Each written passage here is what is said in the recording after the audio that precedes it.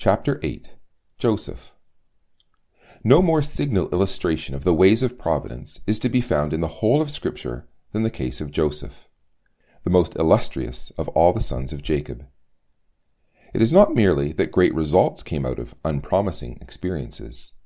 This might happen when the results are not of God. But the whole case is declared to be a case of divine manipulation. Thus Joseph told his brethren who had sold him into Egypt, God sent me before you to preserve you a posterity in the earth. So now it was not you that sent me hither, but God. Genesis 45, verses 7 to 8. Again, after his father's death, when his brothers, fearing Joseph's resentment for what they had done to him, sought to propitiate him, he said, after reassuring them, As for you, you thought evil against me, but God meant it unto good, to bring to pass, as it is this day, to save much people alive. Genesis 50, verse 20. So also we have the oft-occurring remark, and the Lord was with Joseph, and the statement of David in Psalm 105, God sent a man before them, even Joseph, who was sold for a servant. In studying the events of Joseph's life, therefore, we are studying a case in which God was at work beyond all question, and from which, therefore, we shall be able to learn instruction with regard to the experiences of our own lives, if our lives, like his, are framed in the fear of God and committed to his keeping in prayer and well-doing. For his case, like all others, was written for our learning. Joseph enjoyed a sunny youth at home till he was 17. Jacob loved him more than all his children. But his sunny youth was not unclouded. The ill feeling of his brothers was a shadow in the sky. This existed without any cause from Joseph, at least without a cause for which he could have been held responsible. He dreamt prophetic dreams. Perhaps he did not know they were prophetic. At all events, he told them to his brethren, who were angered at them because they exhibited Joseph in the position of supremacy over them all. These dreams were of God, as we may understand Joseph afterwards recognized from his declarations to Pharaoh. It, the power to interpret dreams, is not in me. God will give Pharaoh an answer of peace. And also his question to the butler and the baker in prison, Do not interpretations belong to God? All dreams are not of God, very few are. Dreams come of the multitude of business. Ecclesiastes 5, verse 3. The prophet that hath a dream, let him tell a dream, and he that hath my word, let him speak it faithfully. What is the chaff to the wheat, saith the Lord? Jeremiah 23, verse 28. Yet there were dreams that were from God. If there be a prophet among you, I, the Lord, will make myself known unto him in a vision, and will speak unto him in a dream. Numbers 12, verse 6. Of this order are the dreams referred to in the promise of the latter-day outpouring of the Spirit. Your old men shall dream dreams.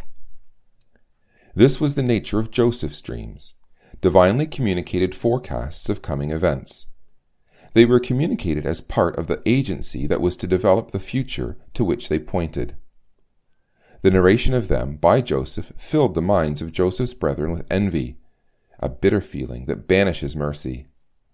Their self-esteem was hurt by dreams that appeared to them the mere embodiment of a petted boy's complacency, and thus they were predisposed to act the part that was to send Joseph to the sphere of his discipline and promotion.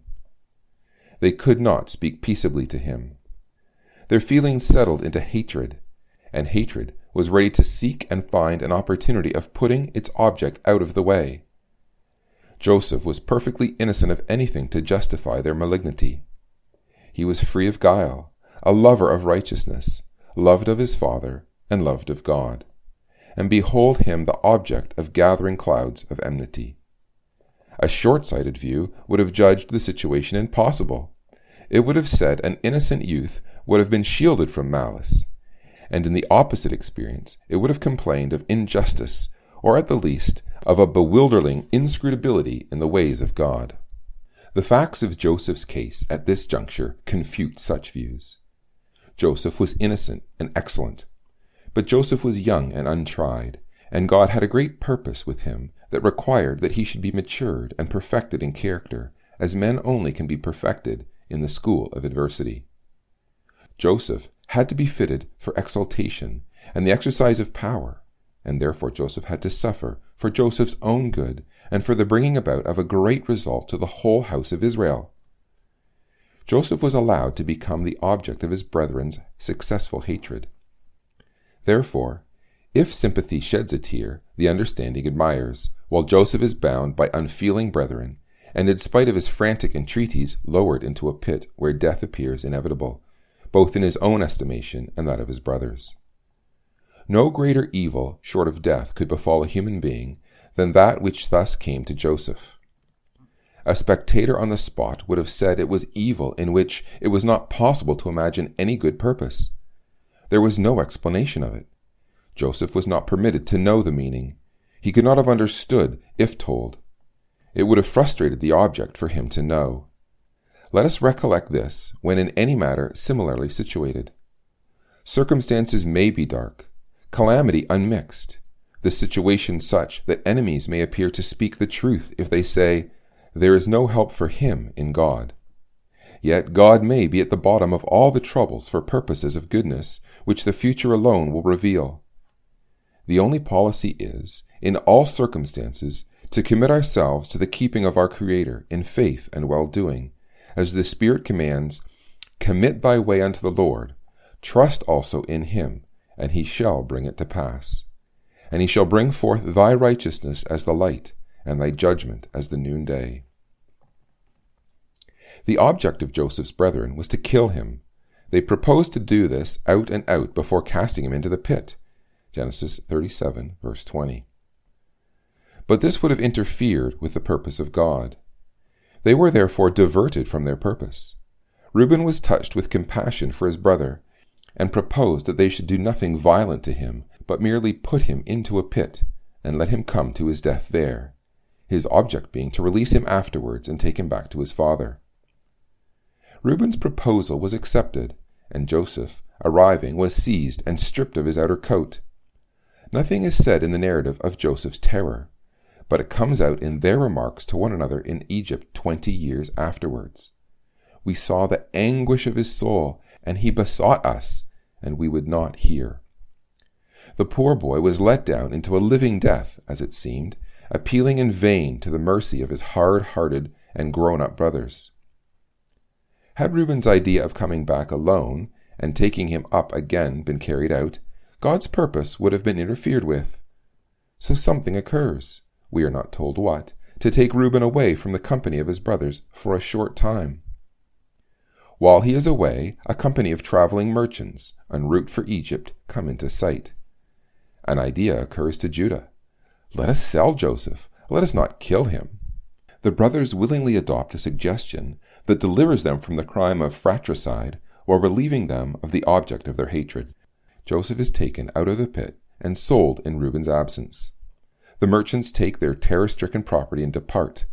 Joseph's brethren also go their ways. Reuben, by and by, comes to the pit, expecting to put an end to his brother's agonies. Alas, he is gone. Reuben knows not whither, and he gives way to his grief. Follow Joseph in his journey.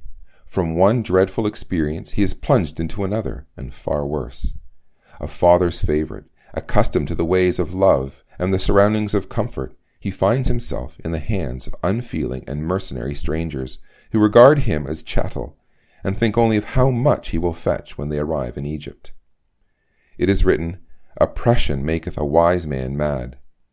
Judge then the violent revulsions of feeling to which Joseph, the choice of Jacob's family, must have been subject in the custody of the Midianites, as a slave going to a strange country. It was enough to break his heart altogether. Probably we should have thought it was broken, if we could have seen him, all of a heap, exhausted with grief, broken down, unable to cry any more. It is not possible for human situations to be more agonizing, human prospects to be darker, or human grief more poignant, or more unavailing than Joseph's at this part of his life. And yet God was with him, and was directing his way, and fitting him for exaltation and for untold usefulness in the execution of divine purpose. The fact is to be pondered by every son of God in all possible evils that may befall them. For these were written for our learning. The kingdom of God lies ahead, and Paul has told us that through much tribulation we must enter therein. How much and what sort we require, God knows, and not we ourselves. Therefore, let us humble ourselves under the mighty hand of God, and he will exalt us in due time. Joseph's agonizing journey to Egypt was a journey of exaltation, and so is ours if, like Joseph, we fear God, do his commandments, and commit our way to him. But exaltation comes not at once. There were dark and dreary years before Joseph. Let us not be impatient. Arrived in Egypt, the Midianite merchants find a ready market for Joseph, who was a goodly person and well favored. Genesis 39, verse 6. A government official, Potiphar, captain of Pharaoh's guard, buys him of their hands and takes him into his house as a servant. Here we have to consider an instructive feature of the case. Joseph cheerily and faithfully addresses himself to the duties of his position. Had he been like some, he might have considered himself justified in sulking and dawdling, seeing that he was stolen and unjustly brought into his position. In that case, the Lord would not have been with Joseph, for the Lord is not with those who are slothful and contemptuous from whatever cause. He is only with those who faithfully act their part in the circumstances into which he may bring them. May the son of Belial class rejoin. We would submit to any position the Lord brought us into, but we do not mean to put up with the injustice of man. They have not the eyes to see that the very injustices of men are often the Lord's agencies to subject his people to the proof, and to guide them at last into ways of blessedness. There was nothing to tell Joseph that the act of his brethren was the act of God, but he feared God and submitted himself, knowing, as all true sons of God know and recognize, that God ruleth in the kingdom of men, even now, and orders the steps of those who please him by their faith and submission. Joseph acted his part faithfully, and God worked with him and prospered what he did. His masters saw that the Lord was with him, and that the Lord made all that he did to prosper in his hand. And Joseph found grace in his sight, and he served him, and he made him overseer over his house, and all that he had he put into his hand. And it came to pass, from the time that he had made him overseer in his house, and over all that he had, that the Lord blessed the Egyptian's house for Joseph's sake, and the blessing of the Lord was upon all that he had in the house and in the field. The Egyptian was an unenlightened natural man, and, as such, was not an object of interest to God, who taketh pleasure in them that fear him, in those that hope in his mercy. Psalm 147, verse 11. It was not for his sake that he prospered the Egyptian's affairs, but for Joseph's sake, who was of the specified character, a fact the Egyptians seem somewhat to have recognized. Are there no Josephs now? They are very scarce, very. But wherever they are, there is the same favor from God on their behalf. For God is the same yesterday, today, and forever. And all things work together for good to those who love him and who are called according to his purpose. All things, absolutely, including the very worst occurrences, as Joseph was again to experience. Things went well with Joseph in Potiphar's house for some years, when suddenly the earth clave beneath his feet, and precipitated him into an apparently bottomless abyss of woe. Potiphar's wife falsely accused Joseph to hide her own shame, and Potiphar, believing his wife, commits Joseph to prison as a malefactor. We read this statement lightly, perhaps, but consider what it meant. Joseph's desolate servitude was becoming somewhat mitigated with the lapse of time, and the honor and comfort of the position to which his owner had promoted him, as the responsible steward of his affairs. And here he is suddenly plunged into a lower deep than ever. He is not only in a strange land, but disgraced, and in a position debarring hope, not only a slave, but a branded slave, not only a prisoner, but a prisoner under circumstances that shut off all prospects of a possible release. In the first moments of his incarceration, Joseph must have been in a dreadful state of mind. We know what came after, which makes it difficult for us to realize the darkness of the situation. Joseph did not know what was coming after. He only knew the dreadfulness of his position, a prisoner and an outcast, unjustly banished from his country, in the first instance, and now the victim of false accusation.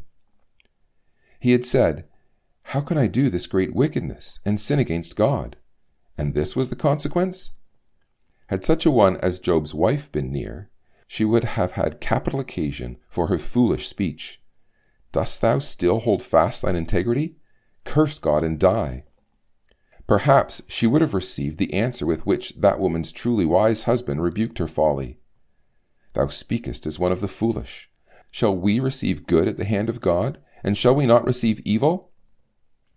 It would have been an answer to her to say, "The steps of a good man are ordered by the Lord, and that all things work together for good to them that love God, to them who are called according to his purpose." It seemed very unlikely that this was being realized in Joseph's case. Joseph, doubtless, bemoaned his position with many tears. The stoical grin with which educated Britons are taught to meet misfortunes is part of the polished paganism of the times.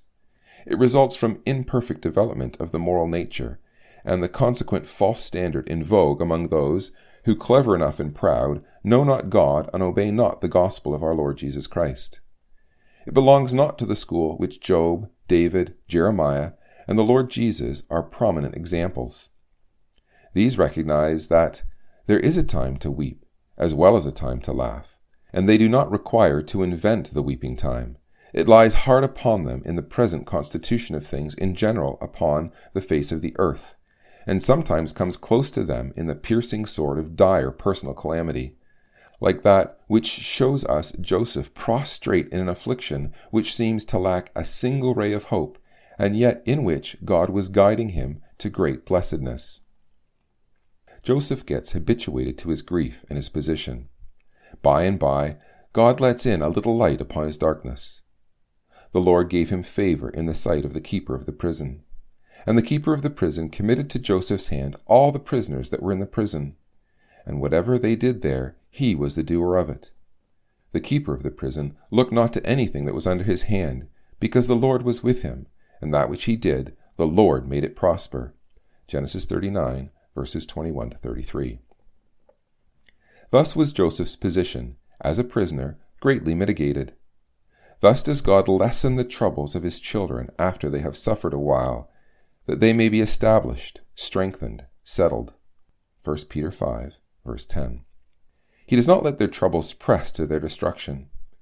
He afflicts with an object, and when the object is accomplished, the affliction is eased. If men will but commit themselves to him in well-doing, he will guide their steps, and frame their way for comfort and well-being. It is where they leave him out of account, and follow their own devices for their own purposes, that he may leave them to be snared in their own way. Joseph was not of this class. He feared God and was afraid of sin, and God was protecting him in the midst of evil, and slowly guiding his path to exaltation and honor. But the work was all apparently natural. It had been so up to this point. It continued to be so for a good while. 2 fresh prisoners arrived. They were both domestics of Pharaoh. Their arrival was a link in the chain of Joseph's deliverance, but he knew nothing of this. It was, to all appearance, a commonplace circumstance. They had offended Pharaoh, and were naturally rueful enough at their position, a ruefulness increased by striking dreams, which they both thought had a special meaning beyond their understanding.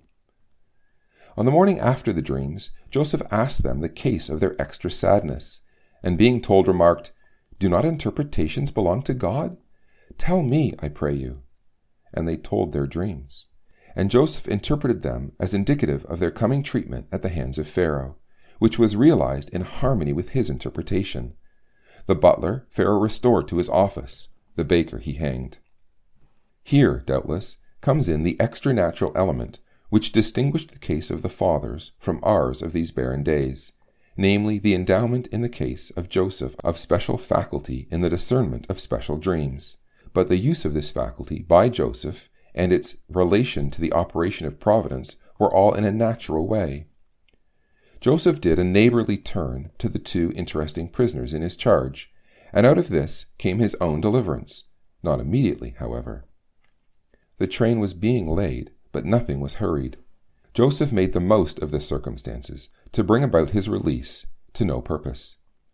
When apprising the butler of his coming liberation, he said, "Think of me when it shall be well with thee, and show kindness, I pray thee, unto me, and make mention of me unto Pharaoh, and bring me out of this house. For indeed I was stolen away out of the land of the Hebrews, and here in Egypt also I have done nothing that they should put me into the dungeon." Genesis 40, verses 14 and 15. But alas, the butler was like the ordinary run of mortals. When he found himself in prosperity, he was satisfied to enjoy his portion without a thought for the welfare of others. Yet did not the chief butler remember Joseph, but forgat him. Verse 23. However, the butler was to be made use of. Joseph's deliverance was not to come through the butler's gratitude, not at once. It was to come after a considerable patient requiring lapse of time, through the providentially developed baser desire of the butler to please Pharaoh. In 2 years or so, Pharaoh had a dream which troubles him, and of which no one can give an interpretation, not even a guess. The thing is known in all the palace. It is talked of among the servants.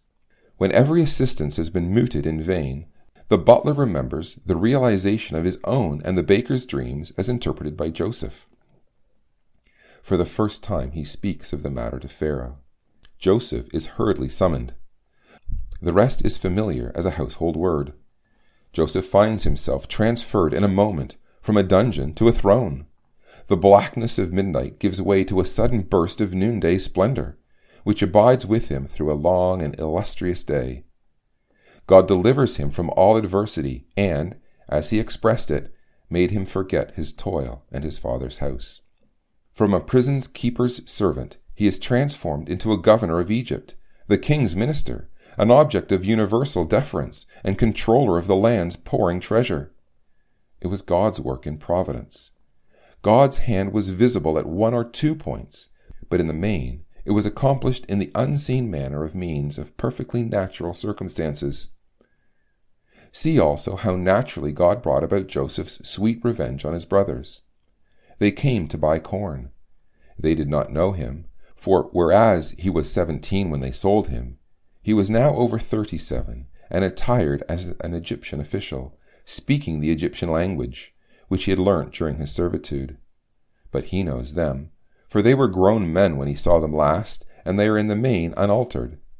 And they are dressed in the same way as when they handed him over to the Ishmaelites. They are most obsequious in their deference. He uses the whip severely, because he knows the end will be sweetness for all. He speaks roughly to them, and puts them through dire exercises of mind until he can stand it no longer. No more exquisite story was ever written or conceived. It breaks down the strong man today every time it is realized. It is part of a story yet unfinished. For Joseph has yet to reappear in the land of the living, to learn of the deliverance of his people from Egypt, and of the long, sad, yet God-illuminated history coming after, and to take part in a still more thrilling situation when another, who, like himself, was hated by his brethren and sold for 30 pieces of silver, makes himself known to his misguided brethren for the joy of Israel and the blessedness of all mankind. Meanwhile, the lesson of Joseph's life is unmistakable. It is what we have already seen illustrated, that God works when his hand is not apparent, and often when it would seem that he must be taking no notice, and by means that seem to exclude the possibility of his being at work. The conclusion is comforting to those who commit their way to God. It may seem to them that God is not only working with them, but actually working against them. Let them remember the agony of Joseph in the pit, in slavery, in false imprisonment, and learn that the darkest paths of their life may be the ways appointed for them to reach liberty and life, wealth and honor, yea, a throne in the kingdom of the antitypical Joseph, who himself had to tread the dark and tearful valley of humiliation, and who, in the day of his glory, will introduce all his brethren amongst many bright stars to the most interesting of Jacob's sons.